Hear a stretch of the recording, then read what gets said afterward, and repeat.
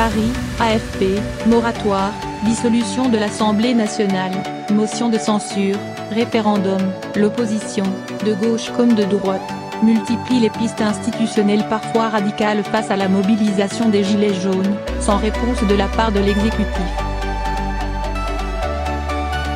Un moratoire. Le renoncement à la hausse des taxes sur le carburant prévu le 1er janvier est réclamé par la plupart des oppositions.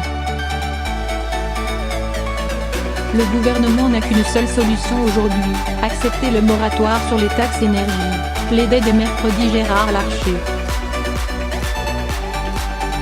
Le président, LR, du Sénat suggère que l'Assemblée confirme, lors du retour du projet de loi de finances au Palais Bourbon, le vote du Sénat, à majorité de droite, en faveur d'une telle annulation. Il faut que les députés de la majorité prennent leurs responsabilités, leur liberté d'élu, abondait jeudi l'ancienne ministre. PS, Ségolène Royal. Dans la majorité, François Bayrou avait dès le 21 novembre invité à réfléchir sur cette hausse du 1er janvier. On ne peut pas gouverner contre le peuple, a insisté vendredi le président du MoDem. Certains députés de La République En Marche sont également favorables à un moratoire, notamment Bertrand Sort et Patrick Vignal. Émilie Cariou a demandé dimanche des solutions immédiates. C'est le gouvernement qui tranchera et la majorité sera unie derrière, a expliqué le patron du groupe RN, Gilles Legendre.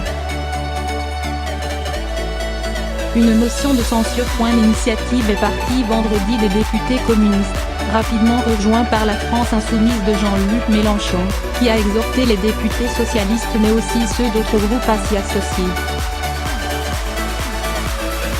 Pour pouvoir être déposée, une motion de censure doit réunir 58 signatures parmi les 577 députés.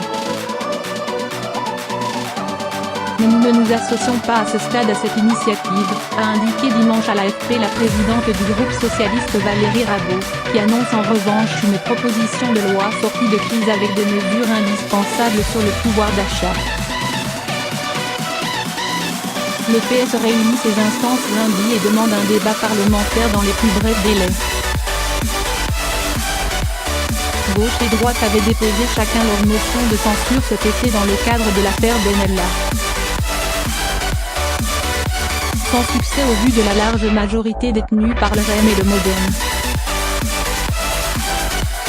Plus de 100 motions de censure ont été déposées sous la Ve République, une seule ayant abouti, en 1962, entraînant la chute du gouvernement Pompidou.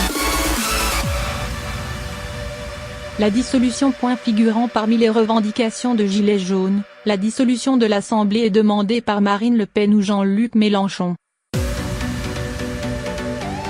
Je ne vois pas, au niveau où nous sommes de la gravité de cette crise politique, comment sortir par le haut, à part en retournant aux urnes, a expliqué dimanche la présidente du Rassemblement national, RN, ex-FN. Pour le leader de la France insoumise, il y a une double légitimité entre M. Macron, président légitime mais qui ne veut rien savoir, et les manifestants.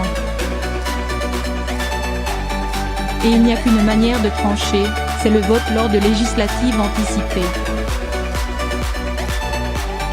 Aucun président n'a usé de cette prérogative depuis Jacques Chirac, dont la décision en 1997 avait conduit à la défaite de son camp aux législatives et à une cohabitation avec la gauche. Un référendum. Autre piste pour redonner la parole au peuple, suggéré cette fois par le président des Républicains Laurent Wauquiez, un référendum sur les mesures contestées de transition écologique, fiscalité comprise.